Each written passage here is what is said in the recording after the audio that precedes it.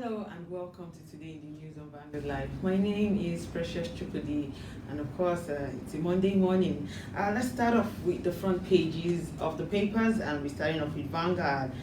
Main headline says 2023 Northern Elders back Igbo Presidency, task APC PDP to zone ticket to Southeast, appeals to all other interested zones to support Southeast, thank Igbo elite leaders for denouncing Nnamdi Kanu's ploy to destabilize Nigeria. And stories above, we have recession, PDP article slams federal government over handling of economy. You can see that on page 9. And on page 6, armed bandits kidnap Imam, 17 worshippers from Mosque in Zamfara. APC chairman's killers were assassins, not kidnappers, says a Nasarawa CP Long. And on page 8, we have recession, NECA Serap prescribed policies to jumpstart economy. On page 34, NSAS protest sponsored by politician Tanko Yakasai. We also have on Financial Vanguard, Q3 20, UBA grows gross earnings by 6% to 454.4 billion naira.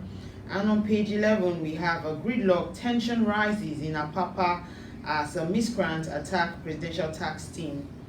Also, we have a photo story of inspection of maritime security assets.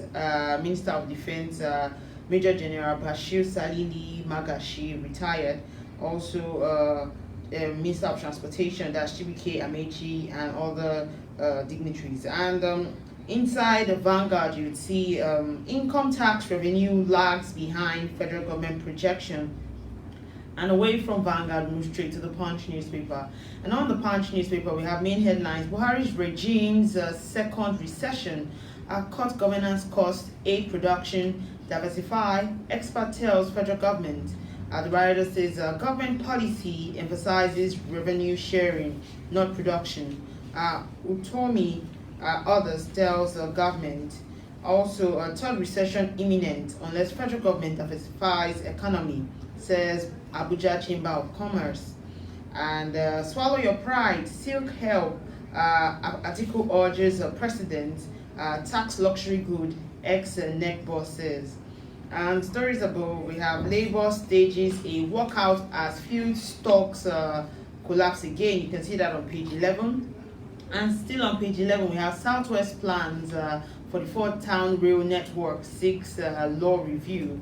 And lastly, on the front page of the Punch newspaper, escort policemen kill Ekiti man, abandons corpse van in hospital. You can see that on pages 4 and 5. Away from the Punch newspaper, we move straight to the Nation.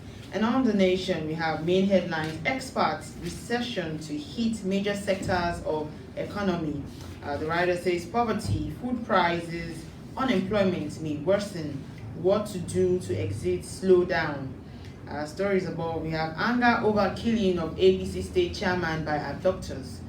Away from the Nation, we move straight to the Guardian. And on the Guardian, we have wobbly choices for CBN on recession. The writer says as monetary policy committee meets, economists chart paths to tackling recession. Too early to predict shape of recovery, says Adeni Kinju. Recovery depends on global response to second wave of COVID-19. And we have infertility set to rise after COVID-19. Experts blames infection, late marriage, research projects drop in birth rate. And we have on page 3, party chair killed in Nasarawa, Katsina. And lastly, on the front page of the Guardian, we have APC governor's visits to Jonathan. Apology for Buhari's misrule, says PDP. You can see that on page 4. And that's all we can take on the front pages of the papers this morning. We're moving into the newspaper analysis segment. I'll be joined in by a guest who is present with me here and one who is also going to be joining me via Zoom. We'll be right back after this break. Stay with us.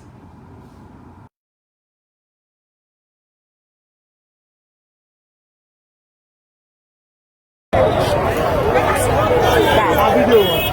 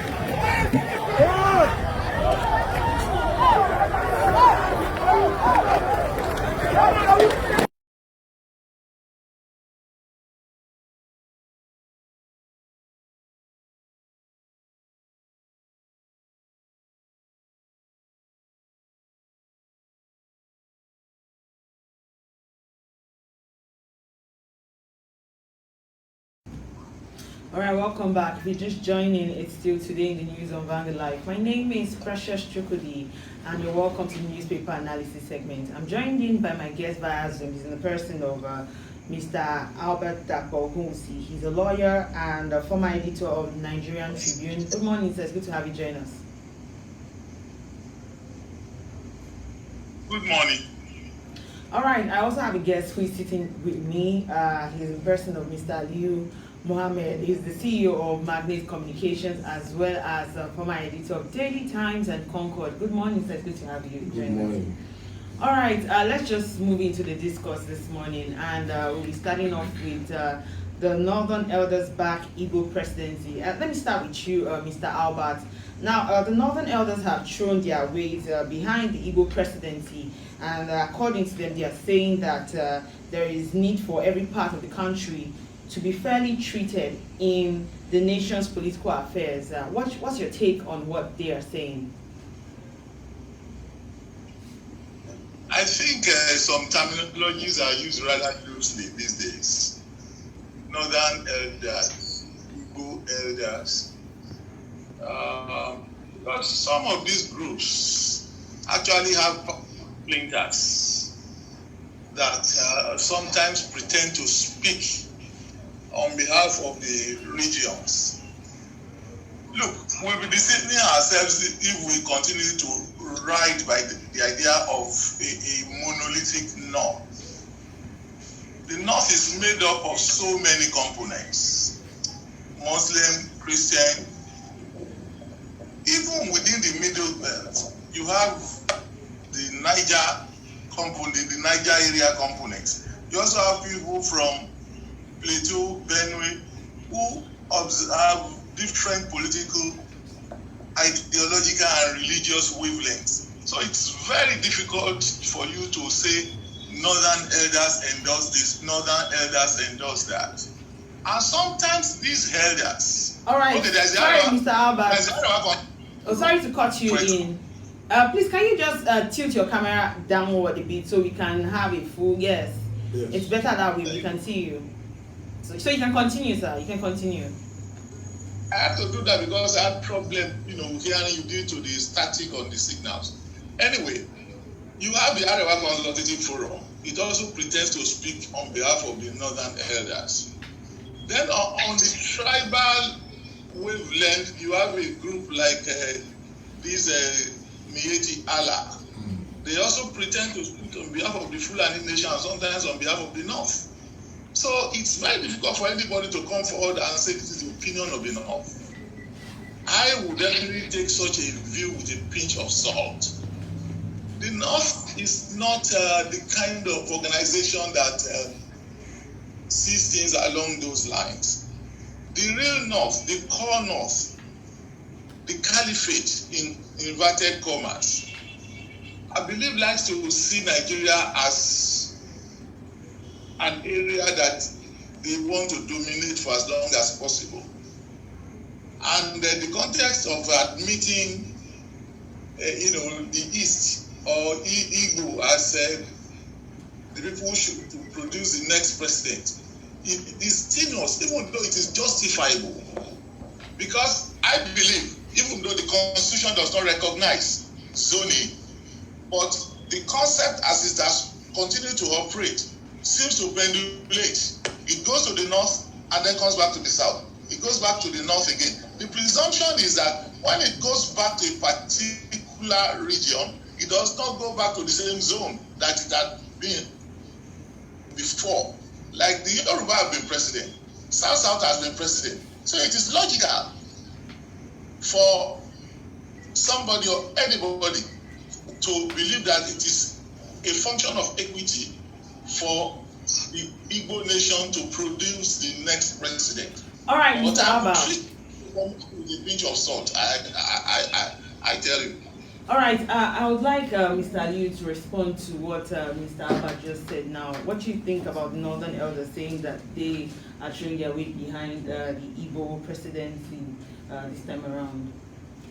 Just like he said, you have so many organizations that claims to represent the North. Some of these organizations have been heavily factionalized. So how do you know which of them is throwing its weight behind the Igbo presidency? You don't take this kind of utterances seriously, because tomorrow another faction will come out and say no, that we are not in support of what has been said. As we speak, some people are running around and trying to create a ground for a northerner to emerge the next president of Nigeria. So with this kind of political chess game, it is difficult to take whatever is said now seriously, because like he said, the North does not belong to a single group. You have the Northeast, you have the Northwest, you have the North Central, and all that. So how can you confidently say that the group that have just spoken has spoken on behalf of all these, the entire North? So like he said, you just take it with a pinch of salt. And I believe that they are saying that to avoid possible criticism if some political parties come out with northern candidates in the next election. Watch out for it. Some political parties will come out with northern candidates. So they are just saying, well, maybe a few people that also have a candidate they want to use. But you see, all this, you can't strictly be serious with their own utterances. So we watch the game as it is going on. You don't attach any seriousness to this kind of statements. All right, I would like to ask you, would you say that the Igbos have been, marginalized in the scheme of things of late? I believe so. I believe so. If all the parties, like you all know, the rotation of the presidency is not in the constitution. It's an arrangement between the political parties.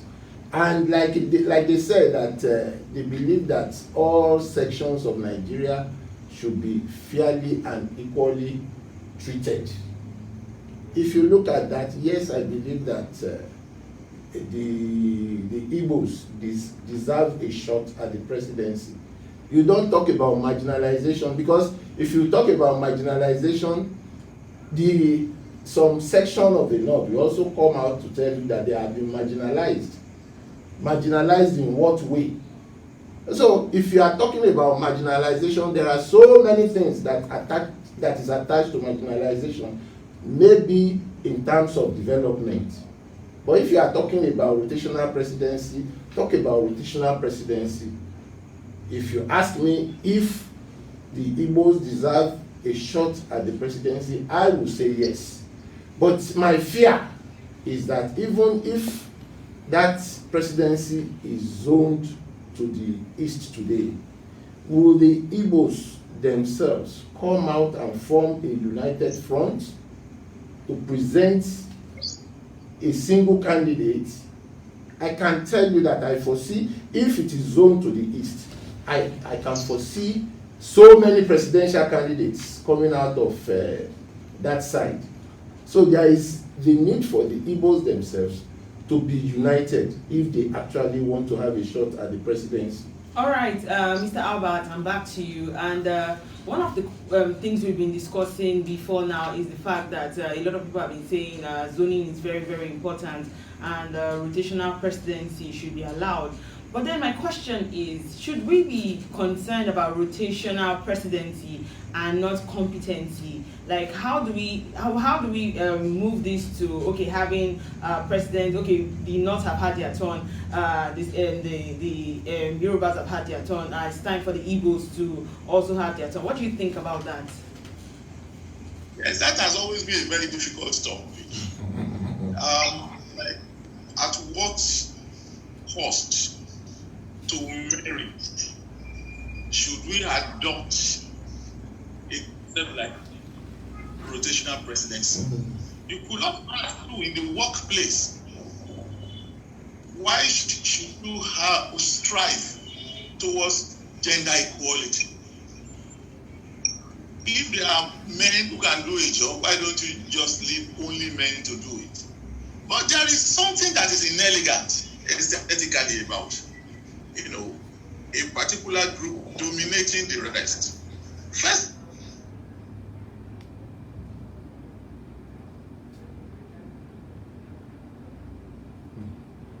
I think we're having network glitches, but you look at the caliber of the ruling this country, you will agree with me that merit hasn't been a particularly great factor. Factors like ethnicity, whether you belong to the military or even the class you belong in the military, and things like that have been the most important, factors. And come again to look at it, somebody like Shagari had only school start or probably grade 2 teacher certificate, yet he started Ajaokuta, he started Alaja, all these rural steel complexes that would have jump-started our national development by now. And it is the clever ones like Babangida, Buhari, and even Obasanjo, who have actually consistently subverted that project over the last 35 years or so. So it's difficult for you to look at these things strictly on the altar of merit, because that is not how things work. I mean, have you been particularly interested in the qualifications of your presidential candidate? The last Supreme Court judgment on the presidency said the certificate was not even that important. So you have to look at factors that encourage inclusiveness, that encourage all the coordinating, all the participating or federating units to feel equally involved, so that you not have all these cries of secession, restructure, and all of these things. If we actually, live by the rules of equity, the idea of thinking of, zoning will not be so far-fetched to our minds. There hasn't ever been any merit as such about, federal governance in Nigeria. We all know that is a fact. Start from Abubakar Tafawa Balewa till date. How many of them had university degrees? How many of them were particularly distinguished in their professions?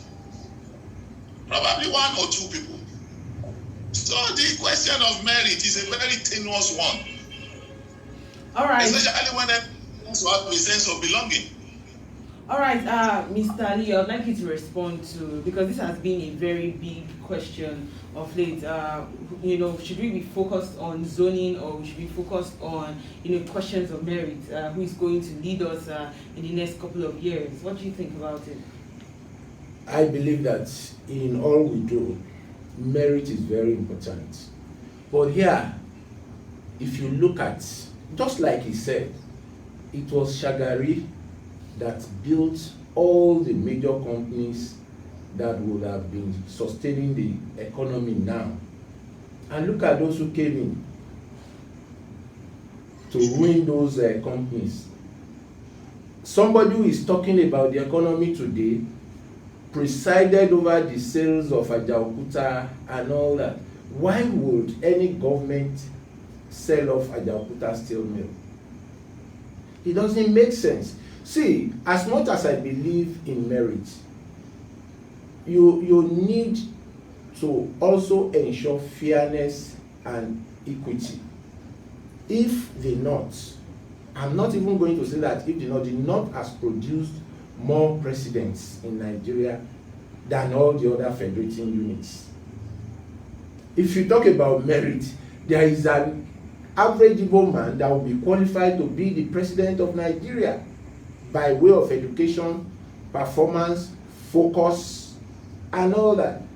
So you don't restrict merit to a particular section of Nigeria. We have competent and qualified Igbo people to become the president of Nigeria. We have competent and qualified people in the Southwest to become the president of Nigeria. So what you look at is people with focus, people who can perform. Look at their track records. What have they done? Where have they worked? What did they do when they were there? What were their achievements? You don't just go bring somebody from somewhere and make him president of Nigeria, and the person will not even have a focus. You cannot drive the country's economy. You cannot think about industrialization. You have no slightest idea about foreign policy, and you are the president of Nigeria. We are going to have the kind of problems that we are having today. All right, Mr. Ali, I want us to go on a very short break. When we come back, we'll continue discussing.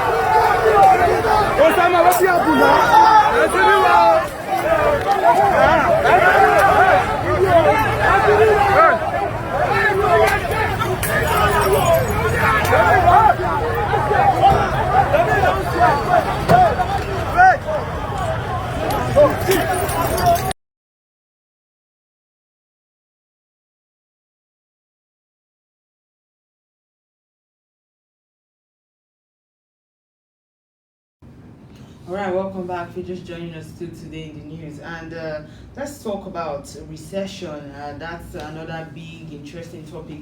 And according to reports saying that we're plunging into our second economic recession in 5 years. And I would like to ask you, Mr. Ali, because Sarah is saying that for us to jumpstart our economy, we need investment promoting policies, as well as drastic reduction in the cost of governance. What do you think about that? It's a good one. It's a simple economy. If you had 10 million and suddenly your source of income dwindles, you have to look inwards to reduce your expenses. The cost of governance in Nigeria is a major problem. I think you should be able to hear me now. Yes, I can hear you. It's a major problem to our economy. You know, you have people who have become governors in Nigeria. You have a lot of them populating the Senate of the Federal Republic of Nigeria, and they are on special salary in their states, yet on salary at the Senate with big allowances. Then you are going to have a big problem with the economy. Then all you need to know that doing business in Nigeria is difficult is for you to pass through our international airports and see the kind of mess that is going on there. Foreigners will come, immigration officers will be begging for money. You come, you travel out, and you come back, you are being harassed by the customs over little things. In other countries, you don't have such a terrible situation there. People begging for money before you go out. Somebody called me back. I was traveling from here to Abuja 2 weeks ago. I dropped my bag, and somebody called me back and was asking what I had in my bag. For God's sake, you have a scanner that can conveniently give you an idea of the contents of my bag. He now says, sorry sir, we just brought you to say happy weekend. That is stupid. And so we have to sit down and reorganize all the areas that are critical to investments in Nigeria.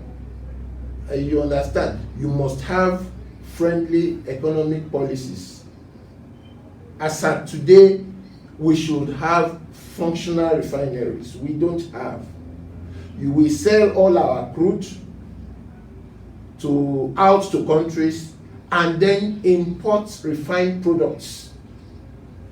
Import refined products at very expensive rates, and you are telling us that you have deregulated the downstream sector of the economy. Have you created a level playing field for the operators? As at today, NNPC is the only company importing fuel. Independent marketers cannot import because of the high landing costs. What contributes to this high landing cost? The instability of the dollar. I know they give them a special rate, but the thing is that if you have refineries, people don't go outside Nigeria. People don't operate giant refineries again. Refineries that produce 10, 15, 20,000 liters of fuel per day. All right, so I'd like you to hold your thoughts. I would like to ask Mr. Albert. Mr. Albert, can you hear me clearly?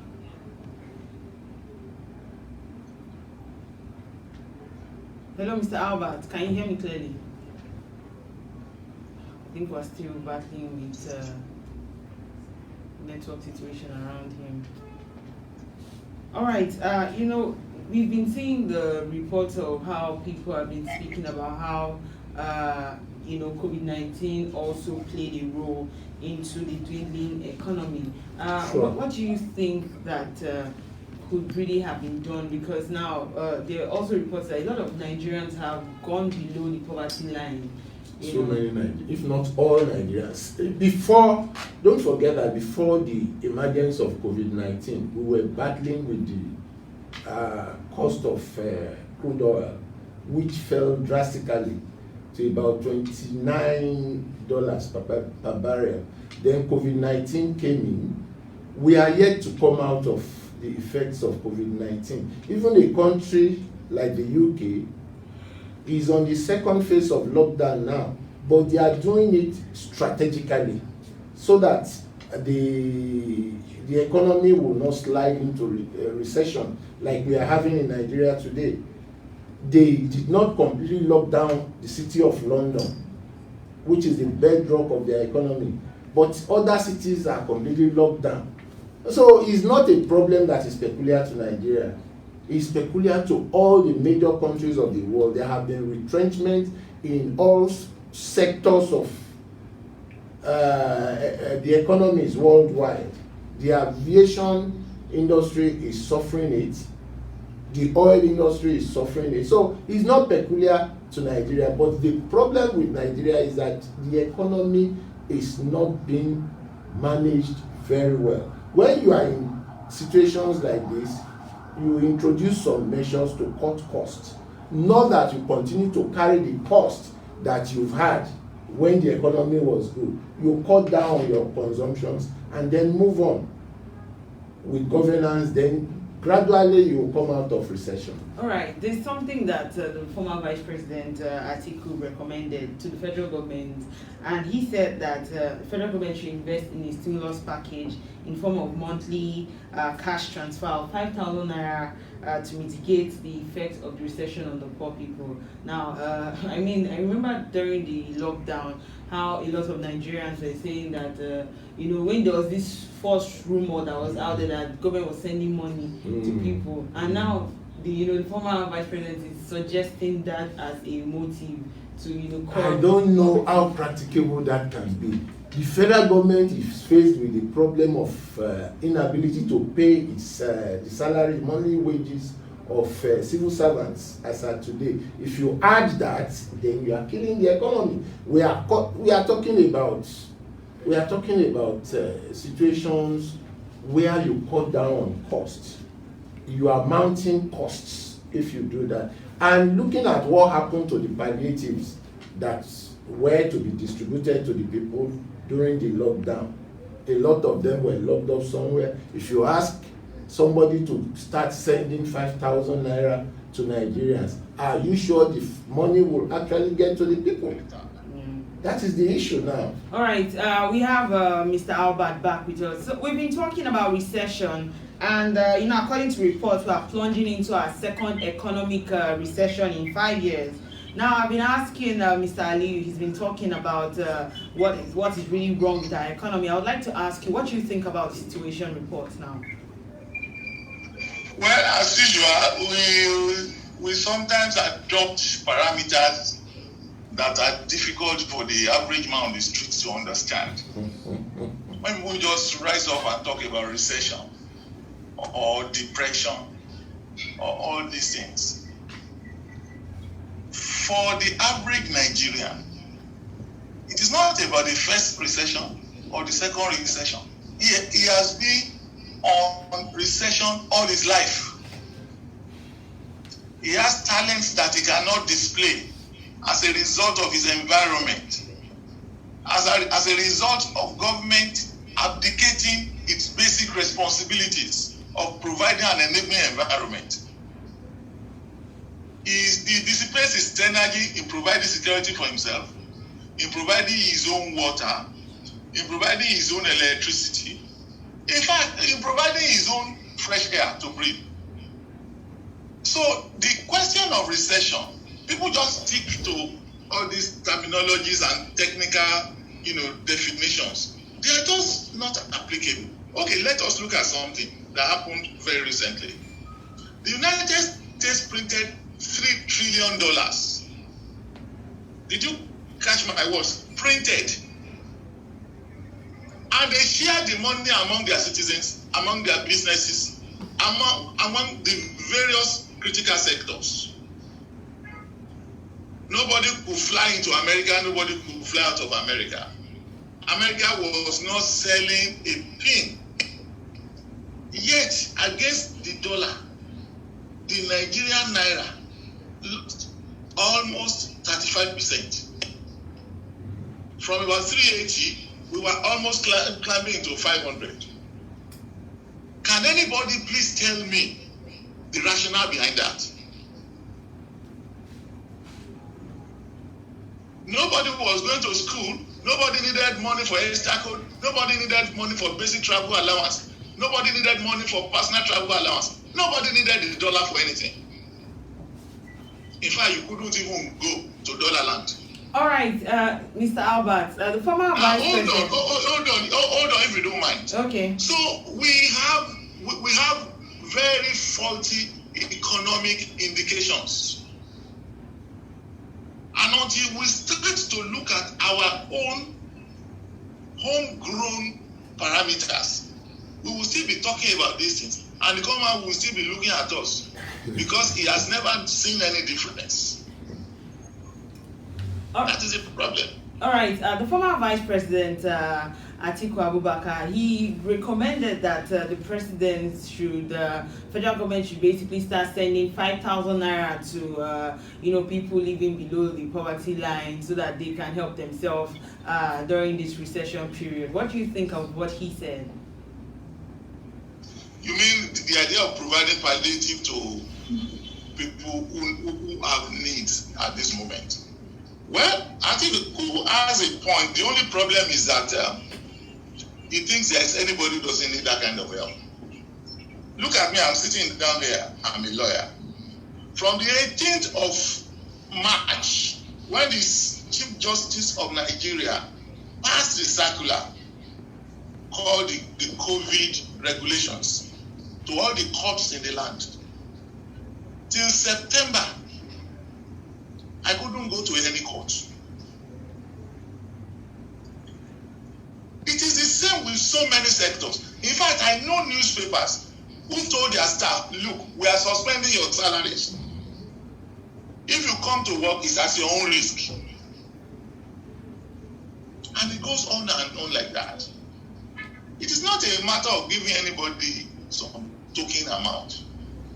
There is need to really infuse the economy with active capital so as to get people going again.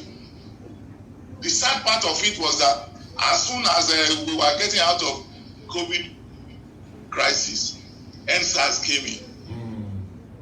And the government, as you can all see, characteristically, has also bungled the management of that too. All right, Mr. Albert. They said they wanted to address, to address some critical issues about the economic situation, especially of the youth. Do you know how they addressed it? By increasing the prices of fuel and electricity. All right, Mr. Albert, I would like to hold your thoughts on that. That was Buhari's way of addressing those problems. All right, I would like you to hold your thoughts on that because we have other things that we really need to talk about, and we're really pressed for time.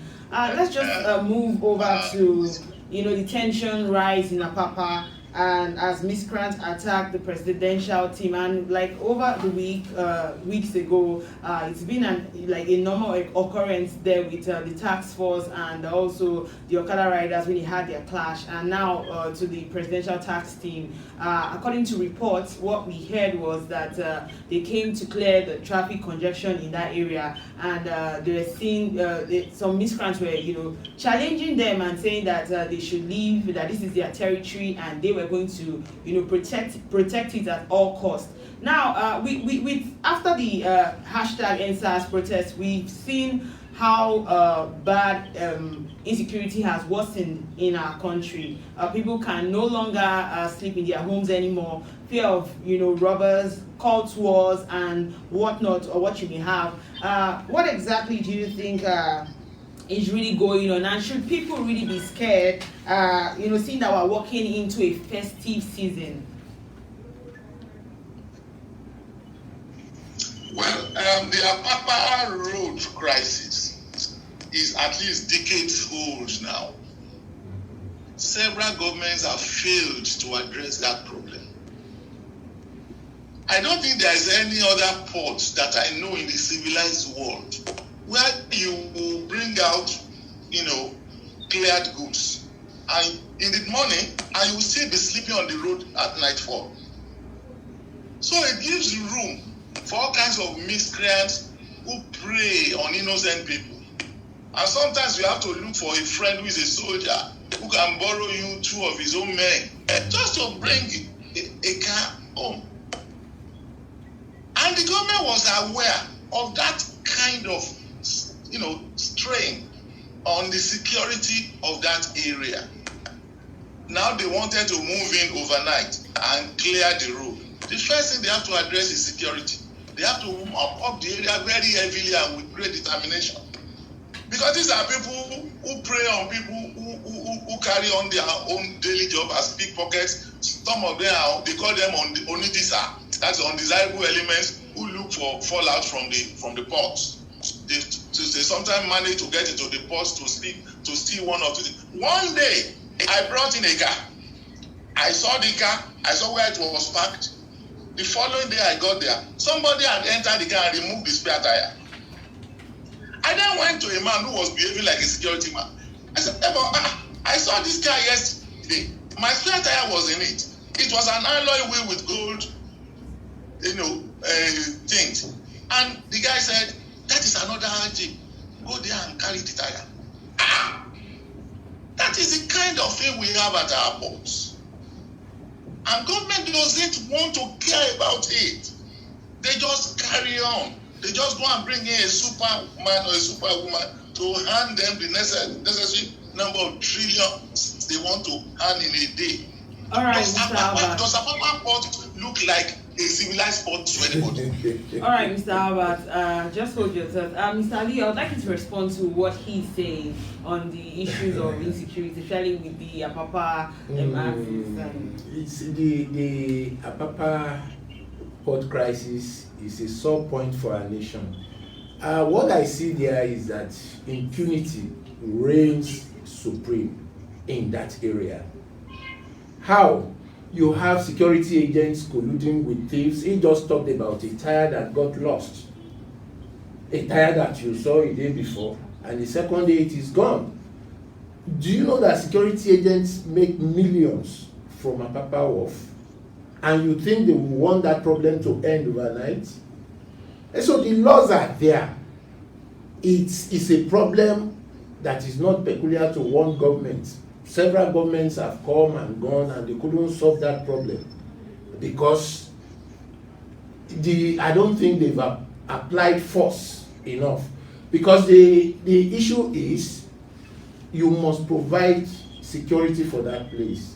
These area boys earn a living there daily. They go there, they make a lot of money, and they will not want a situation where the problems there will end overnight. So we need some level of force. Agreed, NSAS has come and gone. The police themselves seem to be still to be afraid of carrying out their duties. All right. I saw a few of them around Ikeja. If they talk to you and you talk back, they tend to fear. So they must get themselves back to the normal things they used to do. Right. You don't fear the people in the process of enforcing the law. What the NSAS preached was that you should not kill people anyhow, not that you should not do your duties. Yeah. All right, that's all we can take. Our time is really fast spent. I would love to ask more questions. Thank you, Mr. Albert Ogunwusi. He's a lawyer and former editor of the Nigerian Tribune. Also, thank you to Mr. Ali Mohammed, former editor of Daily Times and Concord, also CEO of Magnet Communications. Thank you for joining me this morning. Albert, good to see your face. Thank you very much. Yes, sir. All right. Yeah. All right, remember to equally like, share, and subscribe on all our social media platforms showing on your screen, as well as if you want to find out more about top stories, you can go on our website www.vanguardngr.com to find out more. Till I come your way next time, I remain Precious Chukudi, and thank you for watching.